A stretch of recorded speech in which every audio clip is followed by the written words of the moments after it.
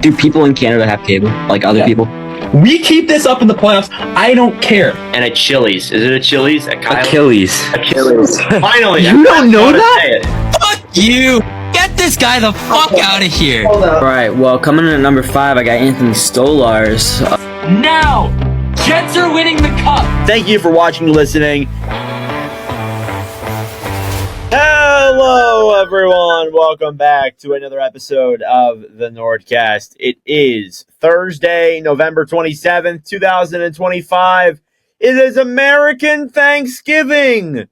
Yes, happy Thanksgiving to all my fine American people. And for all the Canadians, including Carter, happy NordCast Thursday. Carter, how are we doing? I'm assuming when this comes out, you'll be in Philadelphia, no? Yes, I will. I fly out tomorrow at 7 Central, so this pod will not be out. Now, by the time it comes out, I'll probably be in Philly, because I'll be in Philly at about 4 o'clock your time, so I don't know, man. I'm excited. So tomorrow's going to be a long day. I'm at the airport at like 6 maybe, and I won't get to the hotel till probably like 4 o'clock. So it'll be like a 9-10 hour day for me. But I got to be up at 4:30, so I'm not excited about that. But I'm excited for everything else. So that's an L. That's such a huge L. Let's get into all the hockey talk today. Again, we don't have that much time. Your boy NordCast streams at 7 o'clock, and it's almost 6 o'clock right now Eastern time. So we gotta talk about 2 plays here. So Mikko Rantanen was suspended for 1 game automatically by the NHL for plays on Alexander Romanov and Matt Coronato. So this was news last week. Obviously, the Romanov play was a week ago on Tuesday. And again, you can kind of watch it for yourself. It's not that pretty of a play. Basically, Romanov's going in there to get the puck into a board battle, and Rantanen just pretty much looks like he pushes him into the boards. And again, it's not a nice play. Rantanen got ejected by it, but there was no supplementary discipline for that specific play to begin with. But on a play that happened on Saturday where Rantanen was then ejected for the Matt Coronato hit, where it's kind of similar. Coronato is against the boards, and Rantanen just goes and cross-checks him on the numbers from behind into the boards, and he was ejected from that. And the rule is when you are ejected twice in a 41-game span, you are suspended for 1 game. It is a written rule into the NHL. It's not one of those things where like, oh, it's at the discretion of the referees or whatever. It's a written rule, and you will be suspended regardless whether that game, whether one of those hits was on the first game or the 40th game. You are suspended for a game during that period. So before I talk about it more, Carter, what do you think about those 2 hits and those 2 plays? yeah, I mean, they're both kind of unnecessary, right? When you kind of look at them, I mean, the Romanov one, Romanov is not near the puck yet. I get you're both going to it, but get body position. That's the one thing that they teach you not to do, is to shove someone in the back, especially when they're going after the puck and going in with speed. Play the body, get in front of him, try and do something to throw him off course. Give him a whack on the leg. I don't know. But there's so many other things that they could have done rather than him take a slash. Secondly, the Coronato one, I've seen a lot of things saying of people being like, oh, Coronato turned. No, he had no idea Rantanen was behind him, and he doesn't turn in to make this hit dirtier than it is. No, he has no reason to hit him there. Coronato is going down low and chips the puck in deep. There's no world where if the play was, let's say, in the defensive zone, right? Because it was in Dallas's defensive zone, right? I can't Calgary was on that in a moment, but okay. I believe so. Because I'm pretty sure Calgary was on offense there. Yeah, it was in the Dallas zone. Yeah, so Calgary was on offense. If Calgary was in the defensive zone, it's like, okay, you're expecting him to do a quick turnaround and you're going to smoke him and blow him up. Okay, I can understand that, and I wouldn't be as harsh on Mikko Rantanen. But that's in an offensive zone. No player is going to be so close to the boards and do a spin around in tight when they can just chip it in and try and beat you to the puck for possession. And that's what Coronado did, no? Yeah. And Coronado chipped it in, and Rantanen came behind him and smoked him in the boards. And Coronado turned a little bit, but it's because that's what he's trying to do. He's trying to get around the D-man. I'm not exactly sure who it was. I can't remember, but still, it both of those were very unnecessary. It had no reason for it whatsoever for Mikko Rantanen. So, I mean, very unfortunate, and it sucks with how long Romanov's going to be out for, because he's out for, 4 to 6 months? Yeah, Romanov's out 4 to 6 months. Coronado is okay. I believe he's fine, but Romanov, the play is really unfortunate there. So, the way I see it, the Romanov play is a dirty play. There's really nothing to say about that. I understand maybe you're trying to battle in there and get to him. I just don't know if pushing him into the boards is the right way to do it. Maybe and again, I could say the same thing for the Coronado. Instead of pushing him like this, maybe go in with the shoulder and go that way. Maybe that way would have been more legal than what that was, and maybe you don't get ejected. Same with the Coronado play. The Coronado one, it does look like he gives him a little shoulder, but he goes with his elbow like that. And yeah, both were very unnecessary. With Coronado, he does stop and poke check it forward, but that doesn't mean that Rantanen is automatically granted the right to just go in and kill him since he stopped and not looking at Rantanen.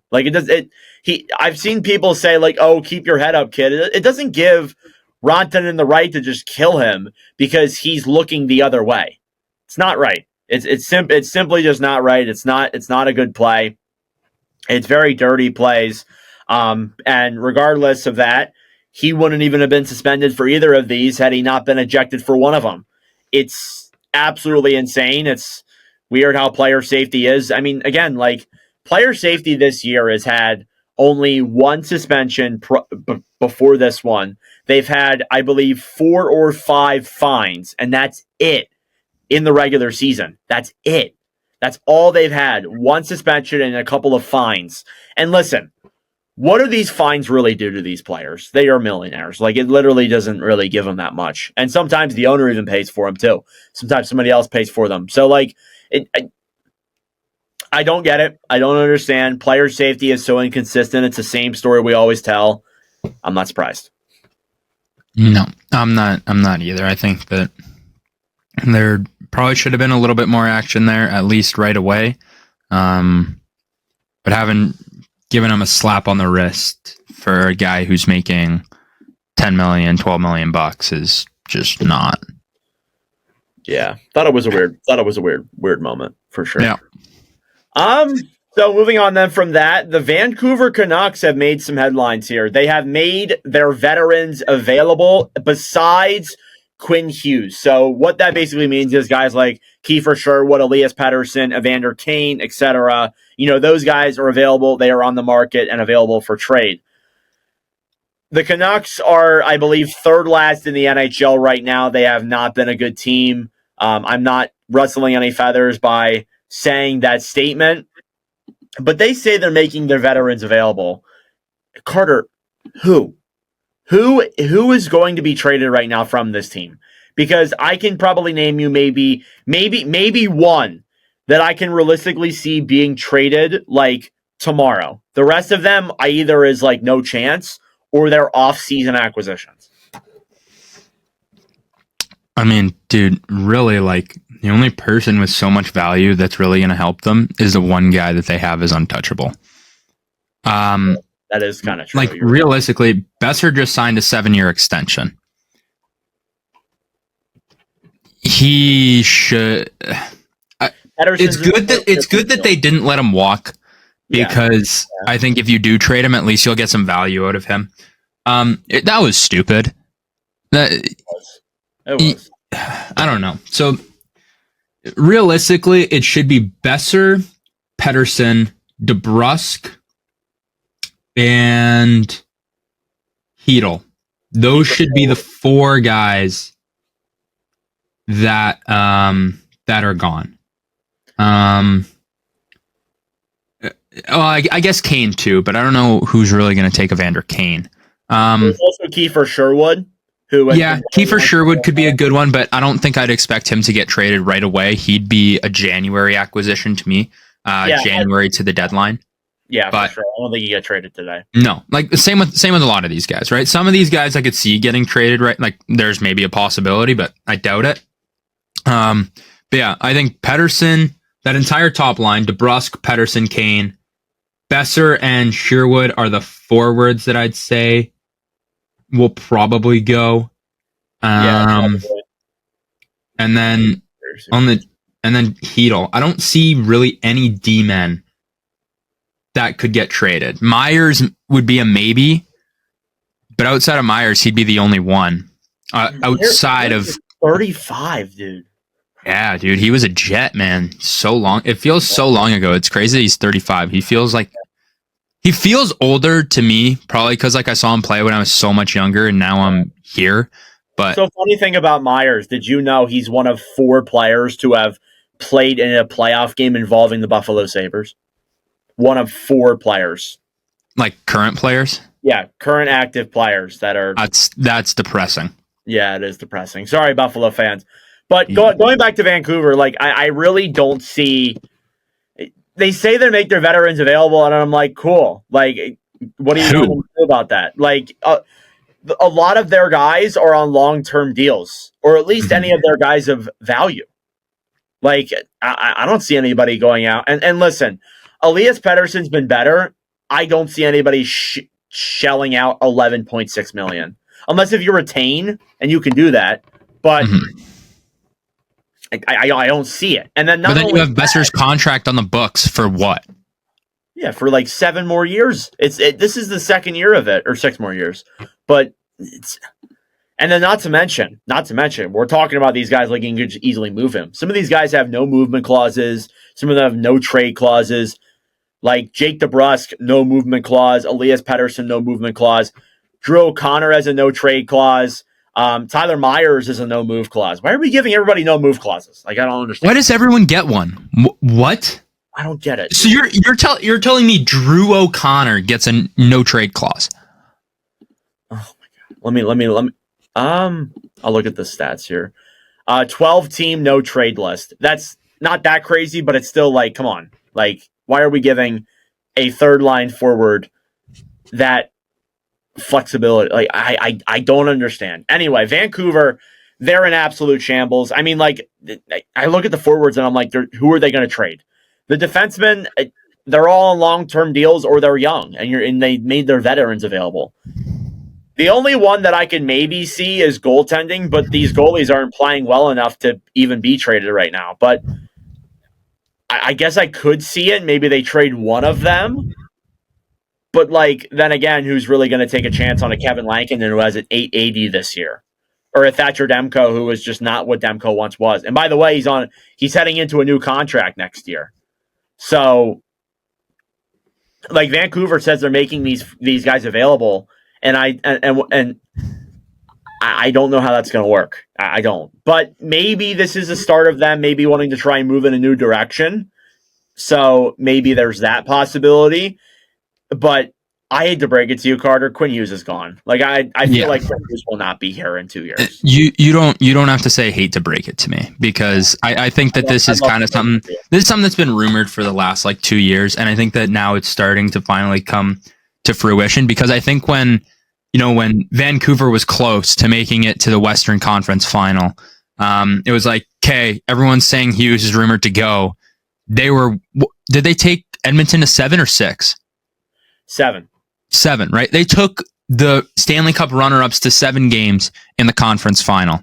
And still those rumors were going on, but it's like, we can pump the brakes on these. Like, they just almost went to a conference final. Like, let's settle down. They have some time. So many guys were looking better in that series too. Like, Besser was looking good. Pettersson was looking better. Hughes is Hughes, like, right? But now that they're starting to struggle, and we're starting to see, obviously, Vancouver going through this dry spell. They're what? 3rd worst in the NHL. They have 20 total points. The only teams they're better than is Calgary and Nashville. And they're getting left in the dust right now, and Quinn Hughes is not going to want to stay. He's 26. He's in his prime. He's not wasting any more time. Now you have a thing to get to, so we don't have to go into this massive talk about what we did with Edmonton, because I was listening to that recently, and man, we got deep into it. So we don't have to do that here because this podcast will be 2 hours, but this is something we can revisit with more time. But a Quinn Hughes deal is looking more and more likely every single day. Yeah, I do want to say this too. I think he will be traded, and we will discuss that in a later episode. But they want to trade away their veterans, but they also want to keep Quinn Hughes here. How are you going to keep Quinn Hughes? That doesn't work. Your guys, that doesn't work. Everything just cross cancels itself. This is just a game of cross canceling. This team is so frustrating. I just wanted to throw that in there. So here's the stupid thing: is it's okay, we want to be competitive. We have Quinn Hughes. We want to keep him here. Quinn has probably said to them numerous times, I'm here to win. I don't want to go through rebuilds again. He's already gone through one, essentially, right? Yeah. And I talked about him being in his prime, but when you're trading veteran guys, you're not getting better veterans back. That's very rare to happen. If you're trading Pettersson, you're not getting someone better than Pettersson. And if you are, you're giving up more, and that's just screwing you more than you already are screwed. You're trading for picks, you're trading for prospects, and potential young stars that are already in the NHL, right? That's how it works. When you want a proven guy, that is what happens. It is very rare for proven guy to be flip-flopped. That rarely happens in the NHL very much anymore. So if you're trying to convince Quinn Hughes to stay, and you're all our veterans are available, except Quinn Hughes, you are slapping him in the face. He has 2 years left on his deal. If you said Pettersson and Besser, those guys are locked up to long-term deals. That makes sense, right? Hughes is on a 2-year deal. You can't really keep him, and he's a UFA. You have no say in where he puts pen to paper. Not a say. The only way they're going to keep Quinn Hughes here and get the guys that they need to keep Quinn Hughes here is trade Quinn Hughes. That's the only way they're going to get the guys to keep him here is by trading him. That's literally, they're not getting those assets from anybody else. No. So we'll move on from that. Ryan O'Reilly, 6 goals, 7 assists, 13 points. Carter, the asking price for Ryan O'Reilly right now, per Barry Trotz, a first-round pick and an A-level prospect. What do you think about that? Okay, give me a second. I meant to look up his stats earlier. Look, he's a great player, okay? I don't want whatever I say to go against that, okay? He's an amazing two-way player. Good in the offensive zone, good in the defensive zone. He's smart. He's a captain. He's a leader. He's a Stanley Cup champion. All right? Yeah. No doubt about that. I don't think with him in his current state, he's a first-round pick and a prospect. I'm sorry. It's you can't get a 34-year-old, or you can't trade away a 34-year-old and expect that to be your return. That doesn't work. I honestly doubt that Vancouver would get a first and an A-level prospect for Brock Besser. And I think if I was to make a trade for someone, it would probably go Brock Besser before I'd think of Ryan O'Reilly on who to trade for. And that's just the bottom line. Yeah. So the way I see it, I think that's ridiculous too. I can't see that happening. However, if it is a seller's market, I think that becomes a reality. We saw Brock Nelson last year get traded for a first-round pick, which turned into, I think William Eklund or one of those picks. Or maybe, actually, no, is that a 2020? Anyway, they traded Nelson for a first-round pick and Callum Ritchie. And that was looked at as a massive return for the Islanders. It's a 2026 first-round pick, by the way. Oh, yeah. But, you know what? I guess when you put it that way, that makes Scott Lawton fetched a first and a solid prospect too. Okay, never mind. I might have overthought. No, I'm not saying you're crazy. Look, it is an overpay. It would be an overpay, but so was Scott Lawton. So was Brock Nelson. If it's a seller's market, wouldn't it be? It doesn't look like a buyer's market where you'd get more because the demand would be so much higher. No, it'd be a seller's market because the sellers would get more because they could demand more. Oh, you mean it in that way? Sorry. Okay. But what my point is like right now, I think it's Nashville, Calgary, and Vancouver who I can look at and say, like, they are clear sellers. They are clearly going to sell. Apart from that, there's really nobody else right now. Now, it is November. I do want to say that. Buffalo. For that to change. Buffalo, probably. They're not going to, but they should. They'll still try and be competitive. But regardless, I can see a world where that is a return. I don't know if it's going to be... I don't know. And here's my other thing. Barry Trotz. What is an A-level prospect to this guy? Because every single move this guy has made has been very dumb. And I said this in my TikTok. I'm like, every single move he's made has not been good. And it wouldn't surprise me if he trades a first and an A-level prospect or gets that from a team for O'Reilly and gets a prospect that is very much so not an A-level prospect. I would not be shocked in the slightest if that's what happens. No, I probably wouldn't either, to be honest with you. Yeah, I'm interested to see where this goes with Ryan O'Reilly, and I don't know. Yeah, I think if he's getting traded, I think we're gonna see someone else get traded, who we've talked about before. I've talked about before. Steve. Is it Steve? Steve? Steven? No. Stammer? No. Oh, is he not on Nashville? No, he is on Nashville. Saros? Who knows, man? That does bring us a good transition into our next team. The Oilers. So the story that keeps on telling itself. We talked about this. I feel like we talk about this all the time, and I'm so tired of talking about it. The Oilers, their save percentage. Carter, I don't know if you know the exact number, but if you want to guess it, it's an 8. It's like an 880 combined. 866. Oh, that's worse than I thought. Well, actually, it can't be much worse, but whatever. That's the team average save percentage for the Edmonton Oilers. That is dead last in the NHL by, you guessed it, a metric city mile. And somehow they are still 500 at Thanksgiving with the worst save percentage in the entire league when you combine Skinner and Pickard. It's not been good. It has been absolutely terrible. And again, as I said, it's the story that keeps on telling itself. So I heard from Frank Saravelli on his show that they are giving the Oilers and their goalies another month to see how the goalies do. And funny enough, because I made a video on it, and then the very next night they get crushed 8-3 and allow 8 against the Stars, all with a goalie in the net, by the way. So what I look at this and I say, this is the last straw. Like, look, if years ago wasn't the last straw, this has got to be the last straw. This isn't good enough. It's not. And last year, like, Skinner wasn't great, but he was still good enough for it to be sustainable and for them to win games. The reason why they're losing is the goaltending. And some people tried to say to me that the defense is a factor in this, and I'm not going to disagree. Like, they're not all their defensemen can play defense.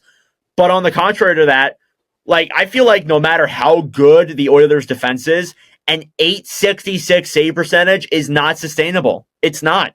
It's not sustainable moving forward. And you look at a team like Colorado as a prime example. They have one of the best blue lines in the NHL. And last year, the beginning of last year, their starting goalie tandem was Georgiev and Annunen. I would argue that both those guys are worse than Skinner and Pickard. It's not really that big of a competition. They're all ass. But the Avalanche were still horrible with those guys in net. So really, what I think is, like, no matter how good or bad the defense is, it doesn't make the goaltending being bad not a problem. No, definitely not. I think bad goaltending can cover up or can make the defense look worse. Good defense can make, I don't know what I'm trying to say here, but good defense can make bad goaltending look better. Yeah. Or good defense can make bad goal. Anyway. Yeah. I know what you mean. Like, it, as bad as it looks, it could look so much worse. But, like, the reason that Edmonton has been so, like, good, like, I don't want to say so good because they've been bad in so many games, but I mean, look so good offensively is because they are, right? Like, this offensive group is so good. McDavid is Connor McDavid. right? Jack Roslovic might be one of the best, on one of the best contracts signed from last off season that takes into effect this year. That like we overtime goals. that we probably have. This guy's insane. He's got 10 goals on the year right now. Really? Oh my god, I didn't know he had that much. I think he has 10. Let me check. Yeah, 10 goals, 8 assists for 18 points in 23 games. This guy is on $1.5 million. So what an absolute steal for the Edmonton Oilers. However, they do not have goaltending, and they will not have goaltending because this is bad. This is bad. They've done so much. They got Hyman back. Things are looking so good. Draisaitl, McDavid. I mean, Nuge is injured right now, but that doesn't matter. Okay, this goaltending is extremely frustrating for the Edmonton Oilers. As good as it is that they are 500, I know that you said that they're giving them another month. I wouldn't. I would have changed things as soon as things started to go bad. They would have been done in October. Like, done in October, because you've gone through this twice with bad goaltending. You've gotten to the cup final, and what has let you down twice? Goaltending. And you think just because you're not going to address it, things are going to magically change? Oh, we'll give them another month. They'll get hot for a month, and then they will kill you in the postseason. If they have a hot month and Edmonton doesn't do anything to fix it, their hopes are going to be at an all-time high, and they're going to lose everything. You're going to. You're absolutely right. It's so inconsistent. It's crazy. And again, as you said, like, they could have a really good month, and then Stan Bowman's like, that's it. Problem solved. It's over. Yeah. We did it. We just had to give them another month. No, they're the streakiest goalie tandem in the league. Yeah. They're cold as crap right now, and they'll get hot as crap after. So what makes you think they're just going to, you know what? This wave's going to ride till the end of the year. No, that's not how Stuart Skinner works. You can't ride that. You can't. No. You need to have a goaltender who is really good the entire way through, who you can rely on here in, here out. Look at the Jets. Connor Hellebuck. That guy can play a very long time and still be good. Playoffs is a different story, but still, you need a goalie who can be consistent, who can sustain itself. You look at the top teams, they all have consistent goalies. The Oilers don't have one. And the problem is they waited so long to, not make a change. And they're like, it's not a problem, that now they have no options. And Carter's getting a call from Stan Bowman. He's looking like Connor Hellebuck. Anyway, you look at the options right now with the Oilers. With goalies they can go out for. So I saw a report today that Tristan Jarry could be an option. Jarry so far this year has not been too bad. I've seen Jordan Binnington be an option. I've seen Jose Saros be an option. But here's two other problems that are involved in this. First of all, they have no cap space. Like, if you're going to make a move, you need to get cap space out of there, and I doubt that's going to happen. The other thing is you don't have assets. You don't have assets to trade. Their best asset right now that isn't Isaac Howard, and I've seen some rumors that they could trade Isaac Howard, is their 2027 first-round pick. That's their best asset right now.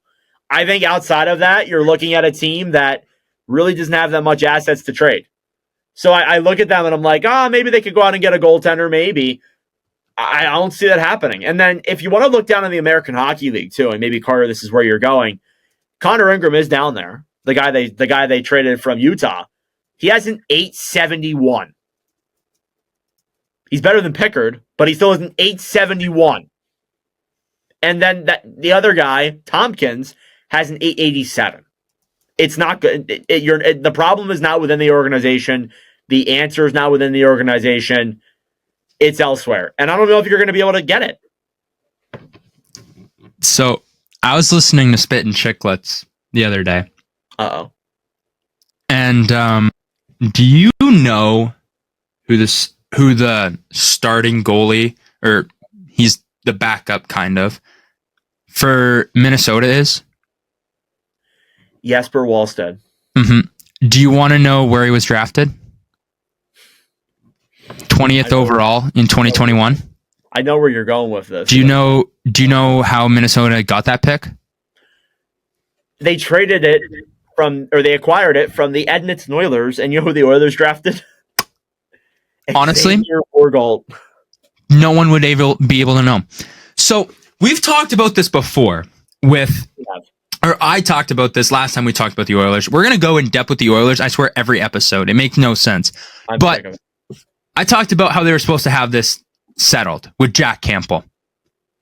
There's another way that this could have been settled, and it was with your pick. Fuck, man. This is insane. It's crazy. You could have, oh my dude, like they could have Kosa too. Like they could have had Sebastian Kosa as well. Dude, there's so many guys that they could have had, right? And this is crazy. Like Wallstedt, I get it. He's played 8 games this year, so it's an overreaction. 6 wins, 2 overtime losses, a 194 goals against average, and a 935 save percentage. Edmonton, count your days, because my goodness, just draft your next draft. I want you to take 7 goalies. I want you to acquire every top pick and just goalie. That's it. Draft them all. Like what NFL teams do with quarterbacks. Oh, one of them's got to be a star. Do the same with a goalie. There's usually one in a draft class, and you'll take them in like the 6th round. From rounds 3 and on, it's goalies. I don't care. Have 50 in your farm club. Start some of them at center for all I care. One of them has to pan out. This is bad.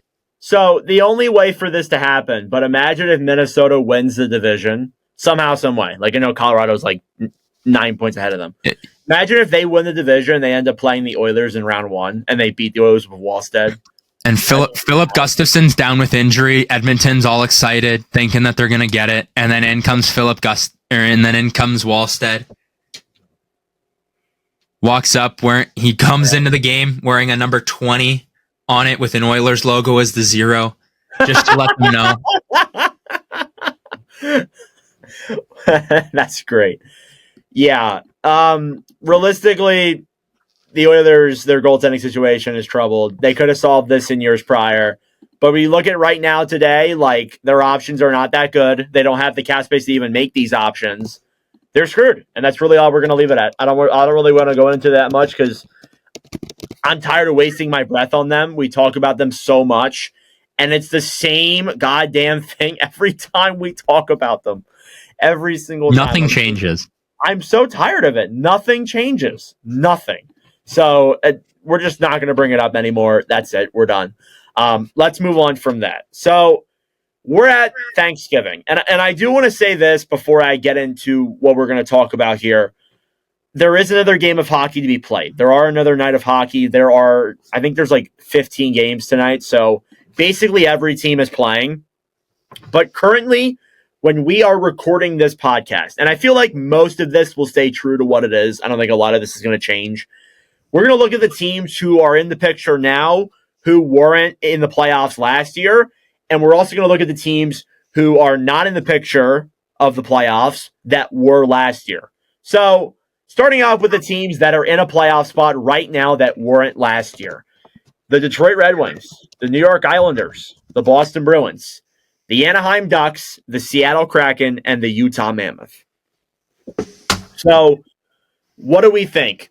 We're going to go through these here, and I hope you should pull them up so you don't forget. I have them. What's the biggest surprise of these 6 teams? Which one's the biggest surprise to you? It might be Seattle, I'm not going to lie. For me, it's Seattle. I had them finishing dead last, man. Oh, that's right. Yeah. You and Tim on the MVP were very harsh on Seattle. Yeah, I did not like this team one bit, and I didn't really either. I'm not gonna act like I did. Shout out to them, man. They've been good. Do you think that's here's the thing is they don't have any like stars. They're just like mid and deep. They're playing structured hockey. Like last year they were kind of playing like not great, but Lane Lambert, who is a well-structured coach and coached those Islanders teams for a little bit, they're playing structured hockey, and it's winning them hockey games. They also have 6 overtime losses, which is the most in the league.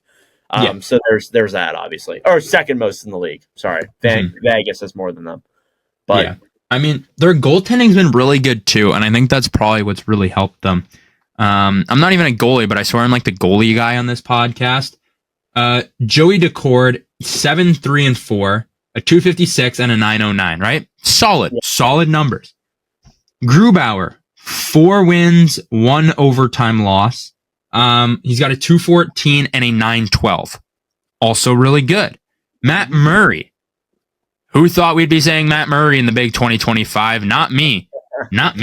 Yeah, 5 games played, 4 wins, 2 losses, 1 overtime loss, a 221 goals against average, and a 922 save percentage. The goaltending has been what's been helping them out the most, in my opinion. I'm still waiting on the Matty Beniers re-breakout. I don't know where it's gone. But the rest of their team has been playing really well. Everybody's been kind of just sitting at these levels and just bouncing back and forth of like middle of the road stuff. So, I mean, hey, good on them. Good job for Seattle. Yeah. Oh, wow. Dylan Cease, Blue Jays, 7 years, 210. Huge. I was pretty excited. Wow. Not seeing that. Was that why you got a phone call?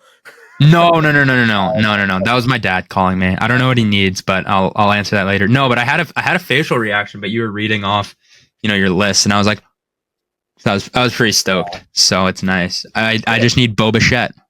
Yeah, we'll see. Please. So yeah, the Seattle's been great. They played a well-structured system. Beniers, I feel like, has become more of a defensive player than an offensive guy. His defensive analytics are really good. So yeah, Anaheim's there as well. They've been phenomenal. Utah's there too. They've been good. On the other side, Detroit, second in the Atlantic Division. The Islanders are in there at third in the Atlantic. And they do have a 3-point lead there on the Penguins, who are the next team that is not in the playoffs besides Washington. Washington's 2 points back. But regardless, New York's in a good spot there too. Matthew Schaefer's been so much fun, as well as Bo Horvat as well. The Bruins, I look at it and I'm just like, how are you winning games? How? I look at that roster and I'm like, geeky. That's all you need to know. Geeky and David Pastrnak are winning them games right now. It's just like, insane. How, man? How? The teams that are not in a playoff picture, but were last year, the Montreal Canadiens, the Florida Panthers, the Toronto Maple Leafs, the Edmonton Oilers, the Winnipeg Jets, and the St. Louis Blues. Good God. 3, I would say 4 powerhouses that were great last year are not even in a playoff spot at Thanksgiving. Wow. Now, some of those can be. If the Jets win tonight, they play tonight, right? Mm-hmm. They play Washington. There's a couple of there's a couple of ones that like they're just outside and they do play tonight, but we'll see. I don't know, man. So Montreal, I think Montreal will get back in there. Florida, I think, will too. They just need to get healthy. Yeah. The Eastern Conference is a bloodbath. And by the way, I will say this. The worst team in the Eastern Conference is the Maple Leafs. They're only a game below NHL 500. So, like... The East is crazy right now. And we're not surprising anybody because we say that every year. But yeah, it's literally not. They're 5 points out of a playoff spot. Yeah, exactly. Like, we're acting like they're like a mile out. It feels like they are, but they're really not in retrospect. So the Oilers, again, we talk about the Oilers. If their goaltending gets better, they'll get back in. They're only 2 points back. Like, it's not that surprising. Also, San Jose's there too. Anyway, Winnipeg is a point back of the Oilers. They're 3 points back. Not ideal, but it's not impossible either. Again, losing Connor Hellebuyck doesn't help. Mm-hmm. But regardless, we'll see what the Jets can do. I feel like we said there was going to be a regression, and we're seeing that here. But they're 3 games above 500. They've lost so many like close games that just haven't gone to overtime. Like they've lost so many 1-goal games. Like it's crazy. They have no overtime loss. They have no overtime loss, but they've had so many close games to where like some of these games could have gone to OT. Yeah, I'm not hitting the panic button yet. No, I'm not either. I'm not even close. I am a little panicked about Connor Hellebuck. But that could be good though. That could be good. Him not being there for the playoffs. I think it will. If we can get into the playoffs, I think this will be nice because he's never had this much rest before. Comrie's looked like not bad either, which is the other thing. And I'm excited to see about Milic. Contract year Comrie. And Thomas Milic, ECHL boy, covering with the Royals. St. Louis as well is not there either. I fear last year was a fluke. I'm sad to say. Listen, man, Olympics are coming up. Olympics are coming up. Wait, I'm gonna be honest. I'm going to wait until after the Olympics before I say anything on St. Louis because it was the Jordan Binnington show after that. And so, yeah. Also, quickly back to Toronto. My Ottawa over Toronto take is looking better and better every day. So the Ottawa Senators right now, correct me if I'm wrong, they are the only team to be in a playoff position that is Canadian. The only Canadian team to be in the playoffs right now. I'm correct? I'm pretty sure I'm right about that. Wow, just completely kill my mood. What? They are. No, it's fine. Just leave me alone. That means they're better than Toronto and Winnipeg and Edmonton and Vancouver and Calgary. So, which of those teams do you think is most likely to be in the playoffs by the end of the season? I think there's at least two, at least three, actually. If I'm allowed to pick three, it's Edmonton, Winnipeg, and Florida. Yeah, that's the ones I'm picking for sure. Mm-hmm. I think the most likely is probably Florida, though. I'm just going to be honest. Actually, no, it might be the Oilers. I don't know. I know you think Winnipeg, and that's fine. But I'm going to step back on that one. I don't think it's Winnipeg just because the Central's so tough right now. Yeah. Pacific looks open, but I don't know. We'll see. We haven't even played Colorado yet. Yeah. Which is scary. That is kind of crazy. You haven't played them at all? I don't think so. Oh, my God. So that's the playoff picture right now in terms of the overall NHL landscape. We'll be back at Christmas to talk about it more. But regardless, we did want to talk about that here before we wrapped up. 3 stars of the episode, really quickly. The 3 stars of the episode, 3 stars of the last week since we last recorded. So I will go down my list here. 3rd star of the week is Logan Cooley. 3 games played, 4 goals, 4 of them coming in 1 game, 1 assist for 5 points in those 3 games played. Number 2 then is Jason Robertson, 3 goals, 3 assists, 6 points. Has been phenomenal for Dallas. And then my 1st star, going all skaters here this time, is Brandon Hagel. 4 goals, 3 assists, 7 points with the Tampa Bay Lightning. Lightning have really been on a rampage the last couple of weeks. Mm-hmm. Yeah, I like that. Okay. 3rd star, I am going to go with Jason Robertson. He has been unbelievable as of late. He is 4th, I'm pretty sure, in the leading scorers race right now. Robertson? Yes. I believe so. Which is pretty crazy considering I've been talking about him getting traded for so long, but I don't think that's going to happen anymore. No, it might happen. It might happen. It could. It could still happen. Number 2, I'm going to go Alexander Ovechkin, looking like vintage Ovi as of late. He had a hat trick this week, I'm pretty sure. So shout out to him. We live streamed that. It was last Thursday. Yeah. What's he up to? What's he up to now? 903? 908, I believe. 909. 908? Really? Yeah. Wow. Yeah, he's back. That is impressive stuff. Holy or 907. 907. 907. 907. Still phenomenal, whatever. Still ridiculous. He's got to get 43 more goals, and then we're going to start talking about him coming back for another year.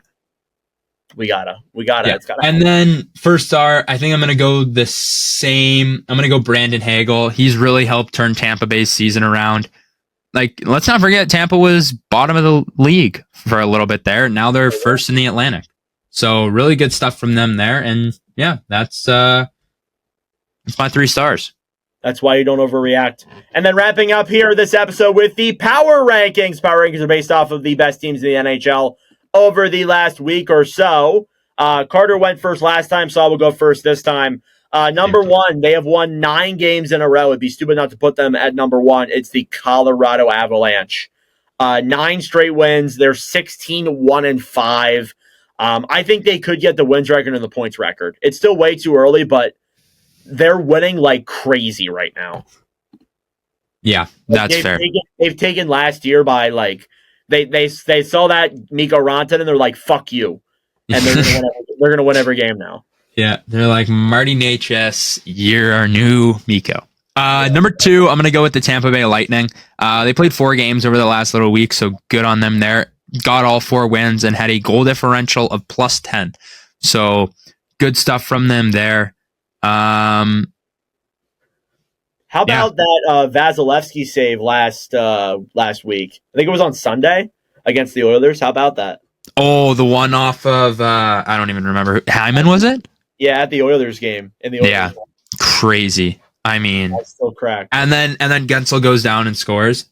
Yeah, insane. Also, I remember I said I was going to look at these like adjusted metrics. I didn't even look at them. I'm gonna have to do that before the next episode. What a casual recorder. Okay, you tell me what adjusted power play is. I don't. Number 9, number 3. They're number 9 in the standings. Minnesota Wild. They've won 5 games in a row. They have really turned it around. They're 8-1-1 in their last 10. Talk about a team that has turned things around, highlighted by obviously Jesper Wallstedt playing all those games, being phenomenal. But the Wild get in there at number 3. Carter, number 4. Number 4. Who'd you take again? Minnesota. Thank you for listening. Good. Well, I was just making sure. Sorry, I was trying to look up the adjusted power play percentage metric and what it means. Number 4, I'm going to go with the Washington Capitals, plus 9 goal differential, 3-1 over their last 4 games. Really impressive stuff from them there. Their power play is up at 21%. However, they have given up a shorthanded goal. Pretty tragic stuff from them there. Their PK has not been very good. But that's okay. I still think Washington's been very good. And yeah. Moving along. Number 5.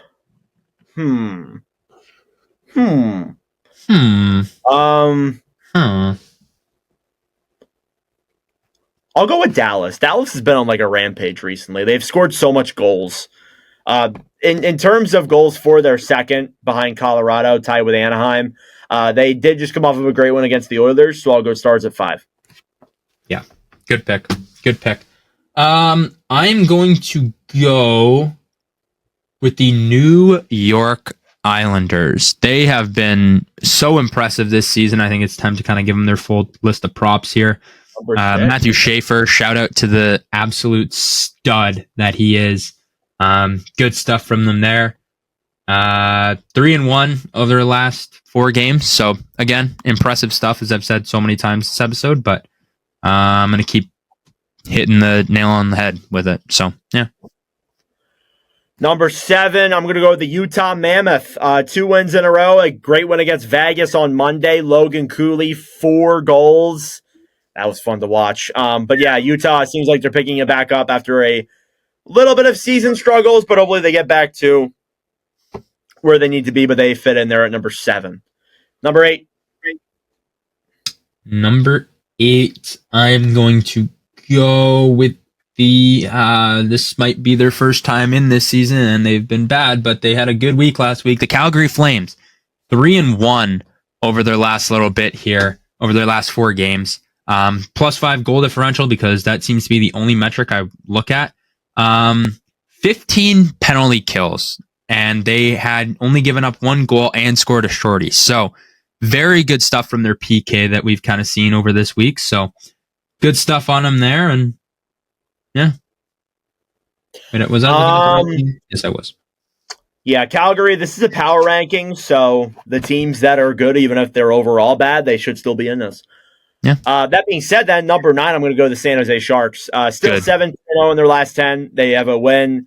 They just picked up 1 the other day. They've been great to watch. Yeah, San Jose gets in there at they're 22nd in the league. They're just outside a playoff spot, but they get in there at number 9. And then finally, number 10, Carter, who do you got? Number 10, I'll go with Vegas. Okay. 2-1-1 over their last 4 games. Their power play has been very good. They had 3 power play goals. However, they even with this kind of winning record, they still have a negative goal differential, which is kind of tough. So have to try and get that fixed around. But did not give up any power play goals and only had 7 penalties over 4 games, which is good stuff from them there. So their goaltending has not been very good. It's really it's been very hit or miss. No, yeah, not having Aiden Hill is really hurt. They've had Carl Lindbaum playing consistent time, and he has not been that great. Carter, I have a question for you. What is next month? December. What does that mean? Christmas.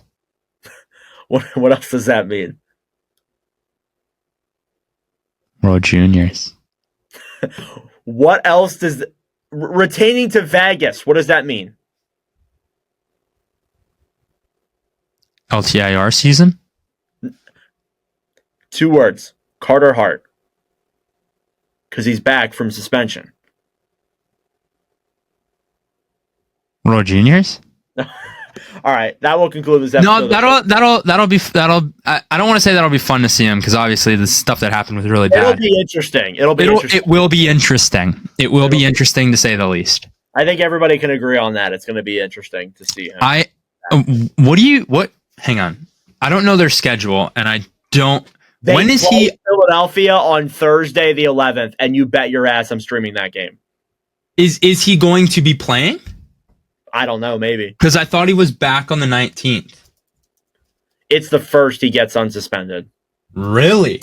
Yeah. Okay, so it is December 1st. He could be playing next week.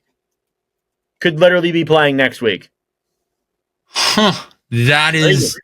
We're almost at that time. Ooh, no, not. Yeah. Could you imagine if his first game was him back in Philadelphia? They might wait that long. We'll see. He's only played 2 games in Henderson, so maybe we see something happen, but he has a win. It's not crazy to say. No. But I probably will live stream it. I'm not going to lie to you. Like, I probably whether will. He's starting or not, because I think that there's gonna be some signs there and some shit is gonna. Yeah, I probably just because of that. Like, I'm not saying that I support him being back or anything, but like that's going to be a must-watch game, honestly. Yeah. But regardless, that'll be it for this episode of the NordCast. Thank you all for watching. If you enjoyed, like down below and subscribe if you're new. Follow us on Spotify and Apple Podcasts. But regardless, that is it for us here. We'll be back on December of next week. So, Carter, have a good trip to Philly. Thanks, buddy. Have a good American Thanksgiving, everybody. And we will see you guys in the next episode. Thank you guys so much for watching or listening to yet again another episode of the NordCast. If you enjoyed, please subscribe down below or follow us on Spotify and Apple Podcasts. If you want to follow us on TikTok, we are at NordCast. If you want to follow us on Instagram or Twitter, follow at NordCast_. That'll do it for this episode. I'm Nordic. Thanks for listening from all the crew, and we'll see you guys in the next episode.